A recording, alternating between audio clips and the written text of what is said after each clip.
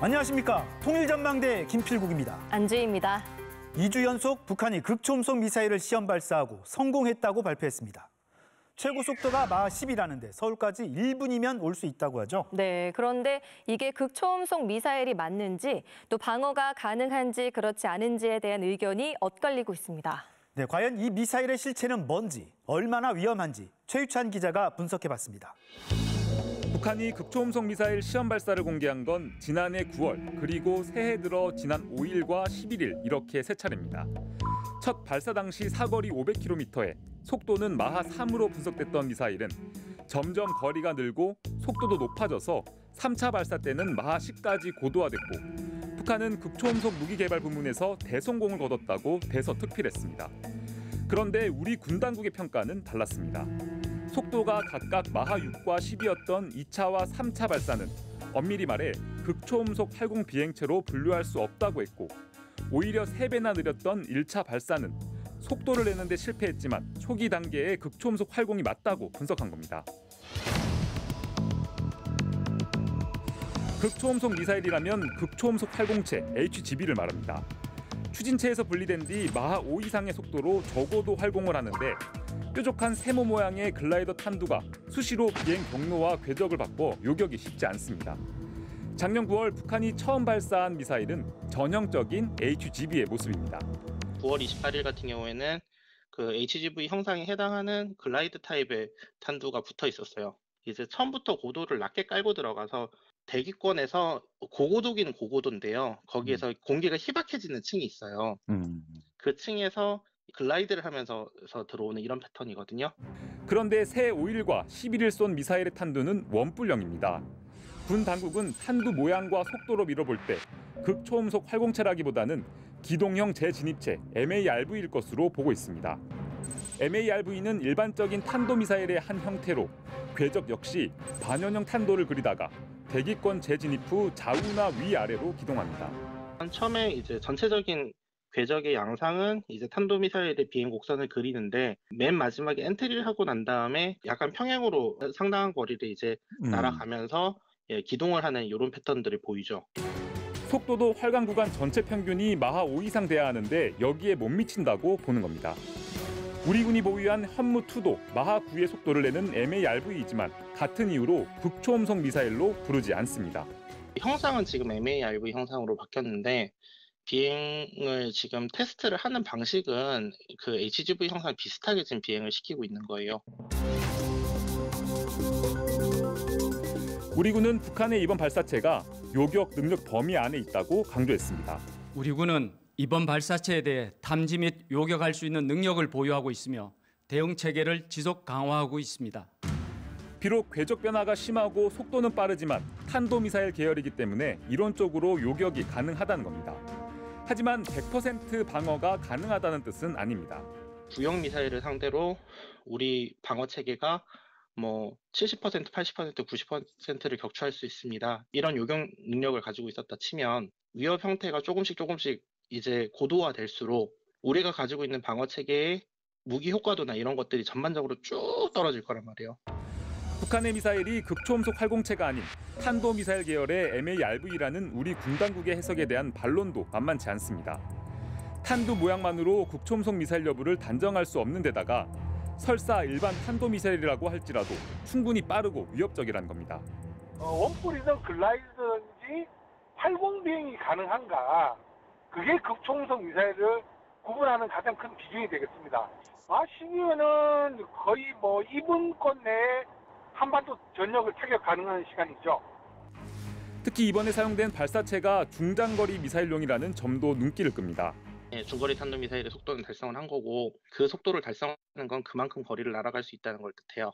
물론 이거보다 조금 더 거리가 나오면 괌이나 오키나와나 이쪽까지 닿을 수 있으면 이게 실전 배치로 넘어갈 가능성도 있어요.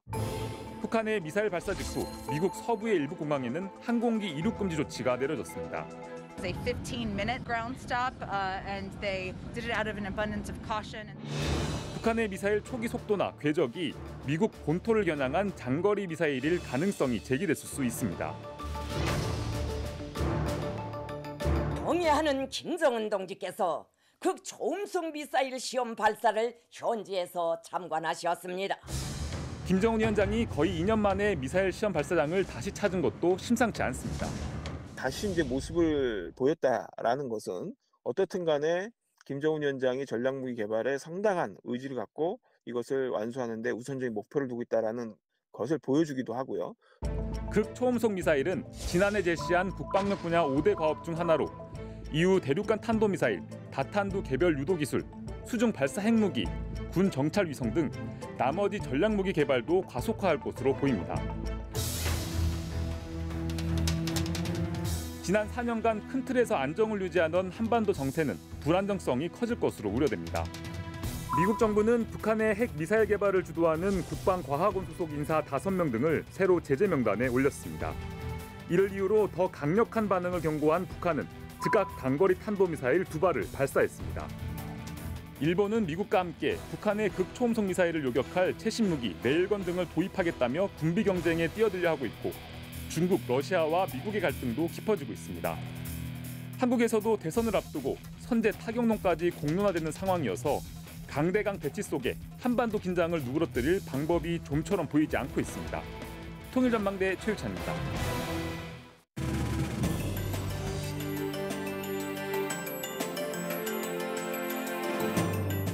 이런 가운데 북한은 최근 경제 분야, 먹고 사는 문제에 대해 부단히 애를 쓰고 있습니다. 농촌 발전이 중요하다며 고삐를 당기고 있는데요. 특히 건설 사업에 박차를 가하고 있습니다. 네, 새 벽두부터 시멘트 생산을 독려하고 나섰다고도 하는데요. 박철은 기자, 하나씩 살펴볼까요? 네. 시멘트의 원료가 되는 석회석 채굴을 위한 대규모 발파 작업 소식이 특히 눈에 띄는데요. 눈 쌓인 설원이 폭발음과 함께 흙구름으로 뒤덮입니다. 북한 방송은 지난 4일 평양 외곽의 상원 광산을 시작으로 일주일 새 석회석 광산 4곳의 발파 장면을 보도했는데요. 순천 석회석 광산과 만포 8월 2일 시멘트 공장에서 새해 첫 대발파의 포부를 영역창피하게 올렸습니다. 부장 시멘트 공장의 일꾼들과 노동계급이 12만 산 대발파를 성과적으로 진행했습니다. 설명이 없으면 무슨 폭격 장면인 것 같아요. 그런데 10만 산, 12만 산 이런 건 무엇을 뜻하는 건가요? 네, 북한에선 폭발로 생기는 부산물이 10만 세제곱미터면 10만 산, 20만 세제곱미터면 20만 산 이렇게 표현하는데요. 10만 산이면 1m 깊이로 축구장 14개를 덮을 수 있는 양입니다. 북한 매체는 이외에도 각 공장의 시멘트 증산과 품질 개선을 소개하는 특집물도 연일 내보내고 있는데요. 시멘트 주원료 하나인 점토나 점파나물 대신해서 공장 주변에 훈한 강작을 섞어서 생산해봤는데 시멘트 질이 좋았습니다. 공장마다 올해 시멘트 생산 목표를 지난해보다 크게 높였다고 합니다. 올해 우리 강산에서는 지난해보다 1.5배 석회석을 더 중산해야 할 무겁고도 중대한 가업이 나서고 있습니다. 네, 북한이 올해 시멘트 생산을 특별히 강조하는 이유는 뭐 때문일까요? 네, 지난 연말에 개최됐던 노동당 전원회의 결정과 관련이 있는데요. 모든 농촌마을을 삼지연시 농촌마을의 수준으로 만들자는 것이 우리 당의 농촌건설 정책입니다. 모든 시군들의 농촌건설에 필요한 시멘트를 우선적으로 전진 공급할 때 대하여 농촌진흥이 최중대 과업으로 언급된 만큼 각종 농촌 건설 사업에 박차를 가하려는 것으로 보입니다. 노동신문은 건설이 단순한 실무 사업이 아니라 인민에게 신심을 주는 중요한 정치적 사업이라며 방방곡곡에서 산림집 건설을 기본으로 거창한 대건설 사업이 벌어지고 있다고 강조하기도 했습니다. 농촌에 대한 관심이 올해 확실히 유별난 것 같습니다. 네, 북한 방송은 이뿐 아니라 각지에서 비료를 만들어 농촌을 지원하는 소식도 연일 전하고 농촌 발전 전략의 기본 과업을 무조건 수행할 요리 않고 한 사람같이 떨쳐나 거름 온천을 찾아내고 운반 수단을 총집중해서 농촌들의 질 좋은 거름을 보내주고 있습니다. 농사 준비가 한창인 농촌 모습도 주요 뉴스로 내보내고 있습니다. 현재 작업비료 반출에 청룡량을 집중하고 있습니다. 유기질 거름과 작업비료를 생산해가지고 종부당 20톤 이상씩 반출하고 있습니다. 네, 이런 가운데 요즘 북한은 거의 전역에서 걸기 대회가 열리고 있다면서요. 지난주 평양을 시작으로 지역별 또 단체별로 전원회의 결정관철 걸기 대회가 이어지고 있습니다. 결정을 철저히 완수하자! 완수하자! 완수하자!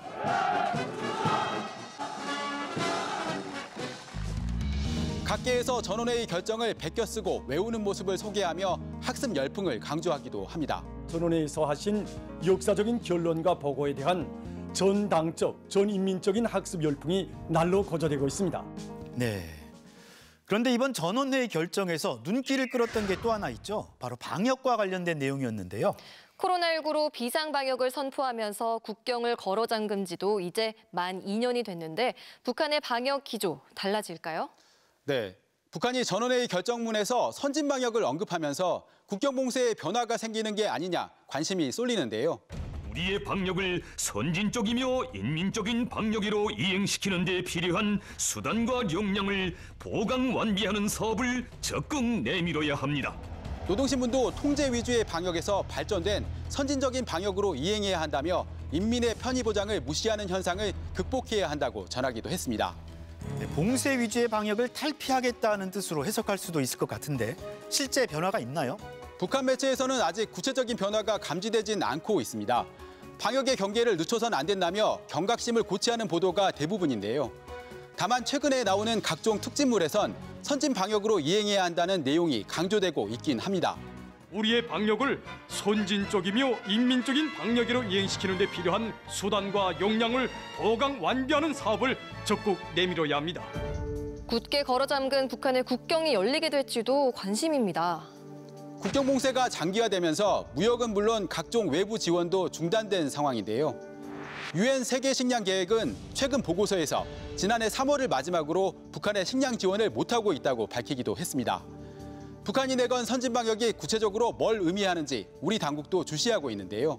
선진적, 인민적 방역이 어떠한 방향성을 가지고 구체화되는지, 특히 국경 봉쇄 등 통제 위주의 방역 정책에서 조정과 변화 등의 조치로 이어질지를 주시해 나가고자 합니다. 일본 요미우리 신문 등 일부 매체는 대북 소식통을 인용해 북중 간 육로무역이 재개될 움직임이 있다고 보도하기도 했습니다. 북중 교역 재개 전망은 작년에도 여러 차례 제기됐었지만 코로나 확산으로 결국 무산됐었는데 이번에는 어떤 결과로 이어질지 주목됩니다. 네, 박 기자 수고했습니다.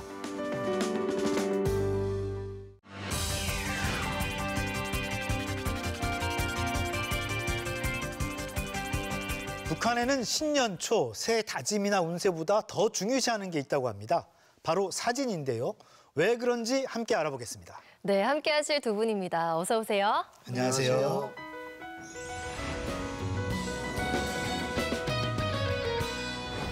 (1월도) 벌써 절반이 지났습니다. 새해 계획 잘 지키고 계신가요? 혹시 벌써 작심삼일이 된 건 아니신지 두 분은 어떠십니까? 저는 새해 다짐 중에 하나가 스마트폰을 줄이자거든요. 근데 그게 정말 잘 안 돼요. 그래서 계속 지금 작심삼일을 몇 번이나 계속하고 있는데 작심삼일도 100번 하면 300일이니까 그런 마음으로 애쓰고 있습니다. 네. 번번이 실패할 걸 알면서도 세우게 되는 게 바로 새해 계획인데요. 올해 새해 계획 중에 1위는 다이어트와 운동이고요. 2위는 외국어 공부와 같은 자기개발, 3위는 취업이나 이직이라고 하는데요. 그럼 북한에서는 신년 계획으로 어떤 것들을 생각하나요? 일단은 잘 먹어서 건강해야 되니까 네. 다이어트는 절대로 안 합니다. 사실 그 남쪽에 와서 처음에는 그 계획 세우는 문화가 되게 낯설었어요. 뭐 담배 끊는다, 뭐 술 끊는다, 뭐 오랜 뭐 운동해서 뭐 복근 만든다 이런 계획 세우는 거 보고 남쪽 사람들은 바라는 것도 많고 하고 싶은 것도 많구나 하고서는 생각했거든요. 근데 이제 그 어떤 목표를 만들어 놓고 또 그걸 수행하는 과정이 이제 중요하다는 걸 조금씩 이제 알게 되면서 되게 이제 좋아 보였습니다. 그러니까 새해 계획이라는 것도 어느 정도 좀 마음의 여유가 있을 때 세울 수 있는 건데 아무래도 북한 주민들 삶이 조금 좀 척박하다 보니까 또 계획 세우기도 어렵고 특히나 이제 당에 어떤 충성을 하는 그런 사회잖아요. 개인이 존재하지 않는 사회죠. 내가 중심이 되지 않는 사회이기 때문에 아무래도 나를 위해서 어떤 걸 다짐하거나 계획하는 문화는 남한에 비해서는 상대적으로 없을 수밖에 없죠. 네, 1월에는 보통 이렇게 올해 잘 풀릴까? 뭐 운세를 보기도 하고요. 뭐 그렇잖아요. 근데 요즘에 비대면으로 운세를 보는 데도 있다 그러던데요. 그 북한에서도 운세나 이런 걸 좀 봅니까? 네, 많이 봅니다. 저도 그 한 20대 이제 아가씨인데 그 신내림 받았다고 해서 오늘 그 이제 평안도 그 이제 서해안 쪽에 있는 그 농촌에 있는 거기 한번 가본 적이 있거든요. 내 성격이라든지 뭐 이런 것도 이제 마치기도 하고 그래서 그렇게 이제 좀을 봐주는 그 무당은 아니고 점쟁이라고 하는데 그 점을 봐주는 분들이 꽤 됩니다. 너무 신기해요. 저는 이제 북한은 사회주의 국가다 보니까 뭐 운세라던가 토정 비결 이런 건 안 믿을 거라고 생각을 했는데 많이 바뀌었나 봐요. 또 웬만한 사람들은 자기가 뭐 예를 들어서 나무의 성질을 가졌다느니 뭐 물이 성질을 가졌다느니 뭐 누구하고 만나면 어떻고 궁합 보고 이 정도는 상식적으로 다 알고 뭐 음양 우양설 뭐 이런 거는 다 하는 거네요. 띠도 다 있습니다. 띠도 다 있고 다 알고 있습니다. 북한은 정책적으로는 어쨌든 점은 금지되어 있습니다. 미신행위라고 해가지고 금지되어 있는데 다만 굉장히 횡행을 하고 있다고 해요. 그래서 이 사회주의 질서가 해쳐진다라고 해서 얼마 전부터 최근에 굉장히 당국에서 강력하게 단속하고 처벌을 하고 있다고 합니다.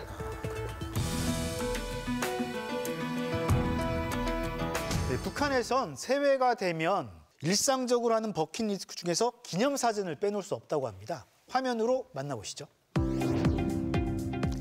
네, 여기는 여명거리인데요. 고층 아파트와 빌딩이 즐비하죠. 새해 인사를 드리러 찾아온 제자들과 함께 사진을 찍느라 여념이 없습니다. 정말 새해의 행복한 모습들입니다. 고층 아파트를 배경으로 사진을 찍는 건가요? 저 주변에서 사는 것만 해도 이제 과시가 또 되거든요.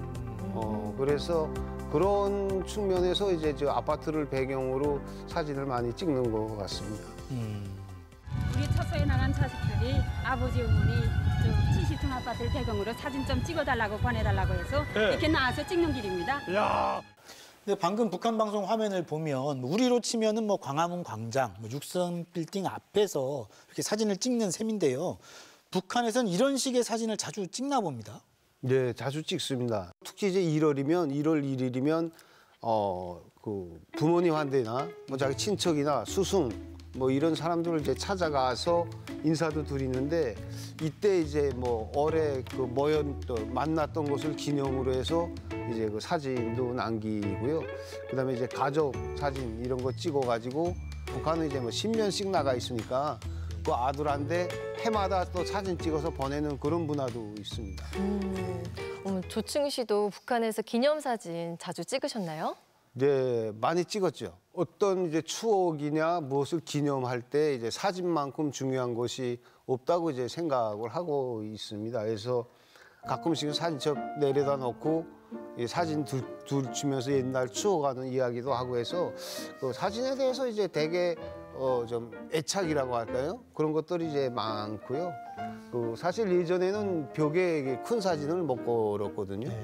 이전에는 이제 김일성이나 김정일 초상화 사이즈 정도의 사진은 절대 이제 걸지 못하게 했거든요. 그래서 사진 액자에다가 작은 사진을 여러 개 붙여놓는 건 가능했는데 큰 사진은 이제 없었습니다. 근데 최근에 많이 달라진 것 같아요.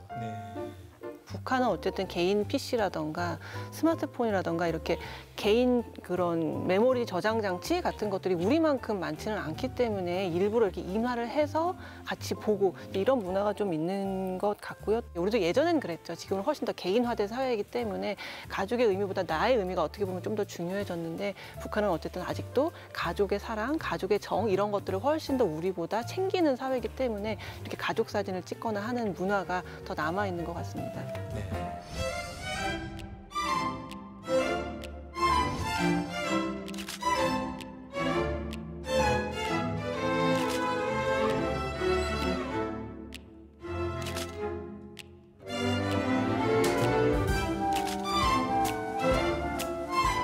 평양에서 인증샷을 찍는다면 어디에 가보고 싶으세요? 저는 평양냉면을 너무 좋아하거든요. 그래가지고 그 옥류관에 가서 평양냉면 먹은 약간 인증샷, 먹방 인증샷을 꼭 찍어보고 싶습니다. 네, 새해를 맞아서 가족 사진이나 기념 사진을 찍는 문화 덕분에 북한의 사진관은 뭐 신정부터 설란지나 대보름까지 대목을 맞는다고 합니다. 북한의 사진관 모습이 우리나라 사진관과 비슷하네요. 네, 뒷배경도 고를 수 있게 돼 있네요. 우리나라 스튜디오하고 비슷해 보이는데 북한에서는 어떤 배경이 인기가 있을까요?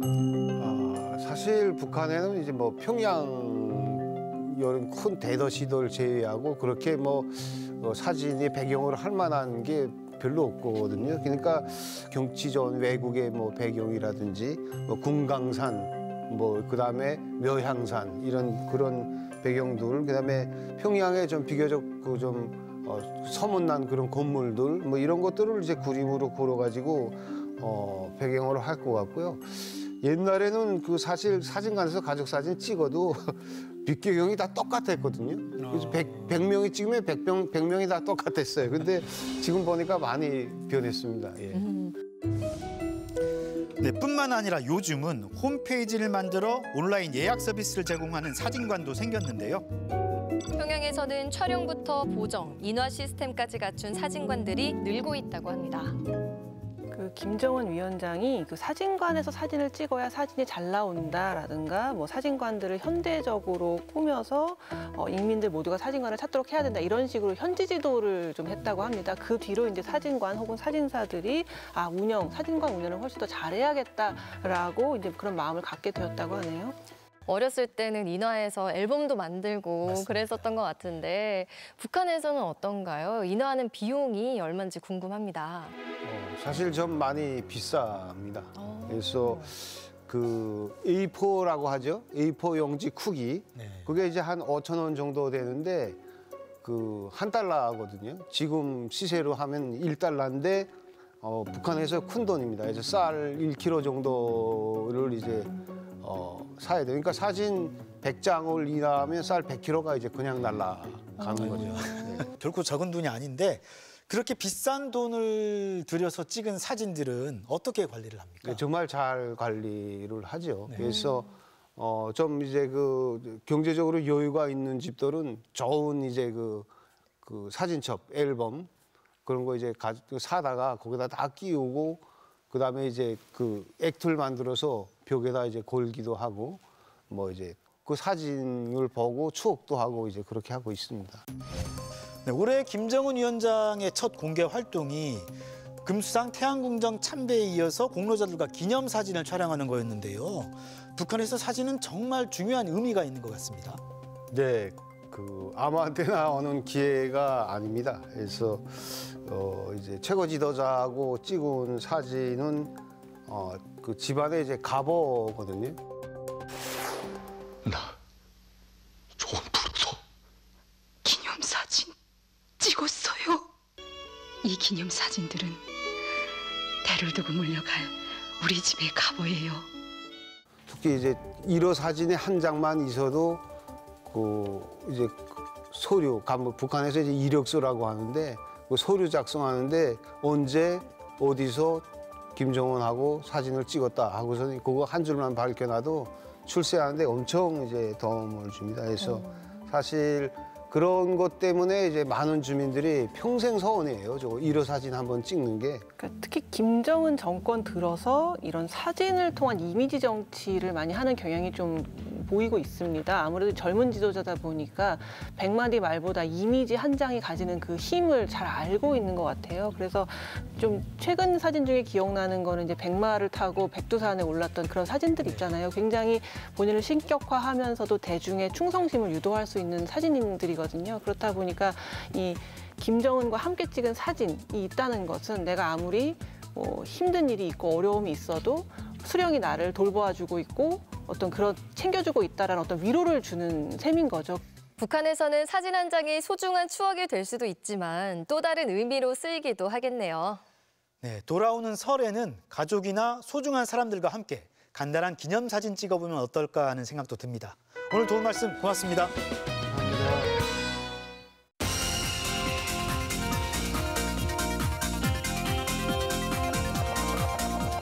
탈북민들이 우리나라에서 정착해 살아가려면 넘어야 할 산이 많다고 하죠. 네, 아이디어가 있어서 창업을 하려고 해도 인맥도 없고 또 돈도 부족해서 힘들다고 합니다. 네, 그런데 이들에게 사무 공간을 내주고 홍보도 도우면서 창업을 지원하는 센터가 최근 생겼다고 하네요. 창업에 어려움을 겪는 우리 청년 사업가들도 힘을 합쳐서 미래를 개척할 수 있게 도와준다는데요. 이상현 기자가 찾아가 봤습니다. 서울 강남 한복판에 우뚝 솟아있는 신축 건물. 사무 공간을 길게는 1년까지 무상 임대해줌으로써 청년의 꿈을 응원하겠다는 취지로 최근 문을 연 아산 나눔재단의 창업 지원센터입니다. 특히 청년들의 창업을 도와주는 공간인데요. 현재 31개의 업체들이 입주해 있다고 합니다. 어떤 모습인지 함께 들어가 보실까요? 감각적인 카페가 들어선 1층엔 도시공간 재생 콘텐츠를 만드는 스타트업의 제품들이 전시돼 있었는데요. 그 한가운데 위치한 나무 계단이 눈에 띄었습니다. 계단으로 올라가면 나타나는 업무 공간들. 사실 위에서부터 저희 쭉 아래까지 계단으로 다 이동할 수 있고요. 근데 이렇게 해놓은 것은 이 창업가들이나 투자자들 이런 분들이 이 안에 같이 있다 보니까 좀 자연스러운 만남을 좀 저희가 드리기 위해서 그 업무 공간들 중 한 곳에 들어가 봤습니다. 사무실 한켠에 옷 몇 벌이 걸려 있었는데요. 각 옷마다 큼지막한 그림 하나씩이 그려져 있었습니다.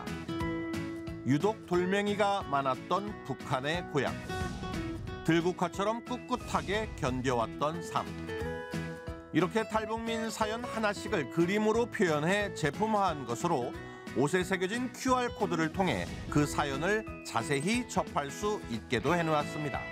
이 친구는 이제 트럭 운전사로 일을 좀 여러 번 했다고 해요. 우리나라에 한 몇 년 했다고 하는데 나중에 통일이 되면 그 트럭에 맛있는 것을 많이 실어서 고향에 나르겠다. 노을진 하늘과 어우러진 백두산과 천지. 어렸을 때 백두산 여행을 갔다가 우연히 패션에 관심을 갖게 됐다는 이 탈북민 창업가의 사연도 이렇게 이미지로 표현됐습니다. 제가 이제 백두산에 가서 찢어진 청바지를 외국인의 이제 먼발치에서 보게 됐는데 그 모습이 그때 당시에는 거지 같아 보였던 것 같아요. 그래서 아니 왜 거지가 백두산에 왔냐 이런 의문을 가지게 되면서 이제 그게 거지가 아니라 패션이라는 걸 알게 되면서 이제 자연스럽게 꿈을 가지게 됐던 계기였습니다. 탈북민들의 이야기를 옷에 담아 판매하는 이 패션 브랜드는 탈북민 대표와 함께 남한 출신 청년 3명이 뭉쳐 꾸려가고 있는데요. 이들은 이런 제품들을 개인 아바타용 디지털 의류와 최근 부각되고 있는 디지털 자산 NFT로도 만들어 해외 판매까지 나서는 등 사업 다각화를 꾀하고 있습니다. 가상 자산을 사람들한테 이제 판매를 해서 그 기금을 마련해가지고 탈북민들 기업가들을 이제 도와줄 수 있는 프로젝트를 마련을 해보자. 또 다른 사무실에선 조그마한 기계 하나가 바쁘게 움직이고 있었습니다. 잦은 컴퓨터 생활로 쌓인 인체 내 전자파를 배출시켜 안구 건조증 등을 예방하는 데 효과적이라는 마우스패드 제조업체였습니다. 실제로 사용자가 이제 빨간색부터 파란색까지 전류로 얼마나 나가는지 처음에 전류가 되게 많이 안 좋게 갖고 있으면 빨간색이 나올 거고 저희 거를 쓰면서 배출이 되면 파란색으로 점점 바뀌는 그런 과정을 느끼게 된 겁니다.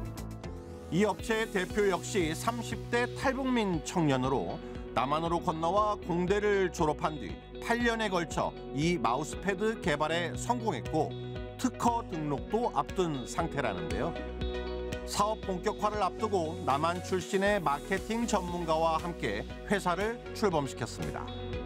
배경 지식이나 이런 것들이 부족하기 때문에 사실 그래서 공부도 많이 하고 있지만 또 부족한 부분이 정말 많더라고요. 그래서 특히 마케팅 분야나 다양한 경험 같은 게 절실하게 부족해서 이런 업체들의 홍보용 제품 촬영을 돕기 위한 스튜디오, 영상 콘텐츠 제작 업체들을 위한 녹화 시설, 각종 협업을 위한 세미나실과 투자 유치를 위한 미팅룸에 아이를 잠시 맡길 수 있는 키즈존까지. 이런 여러 시설들은 모두 탈북민뿐만 아니라 창업에 어려움을 겪는 우리의 청년 사업가들이 서로 힘을 합쳐 미래를 개척해 나갈 수 있도록 하기 위해 마련됐습니다.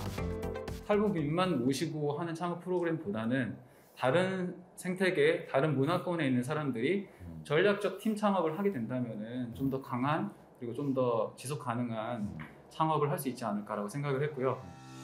건물 곳곳엔 상주하진 않더라도 필요할 때마다 다른 청년들과 함께 사용할 수 있는 공유 오피스 공간도 들어서 있었는데요.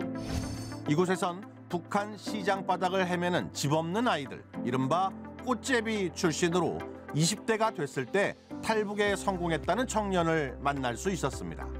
자유롭게 뭔가를 할 수 있다는 게 상당한 매력이었었던 것 같고요. 평생 사육당하는 정글에서 하루 살다 죽는 게 낫다고 생각합니다. 10여 년간 남한에서 웹사이트를 개발하는 일을 해왔고 이를 기반으로 지금은 남한 청년들과 함께 공유 경제와 관련된 플랫폼 창업을 준비 중인데요. 업체명을 꽃제비라 지었습니다. 지금도 북한이나 중국에서 방황하고 있는 꽃제비 아이들이나 부모 없는 아이들을 케어하는 게 저희 이 사업을 통해서 하고 싶은 궁극적인 꿈입니다.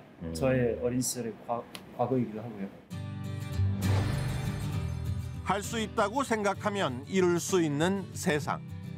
그런 공간에서 그런 세상을 꿈꾸며 남북의 청년들은 오늘도 열정 가득한 하루를 보내고 있습니다. 통일전망대 이상현입니다.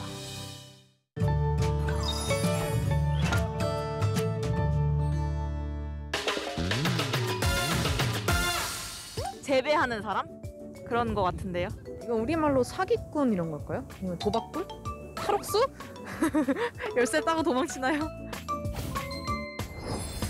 북한말 따기꾼은 남의 몸에 지닌 돈이나 물건 같은 것을 살짝 따내어 훔치는 도둑이라는 뜻으로 남한에서는 따기꾼으로 표기합니다. 소매치기꾼과 의미가 유사하며 남한에서 소매치기를 북한에서는 따기라고 합니다. 아, 소매치기꾼. 왜 따기꾼이에요, 근데? 소매치기를 따기라고 하죠. 어렵네요, 북한말.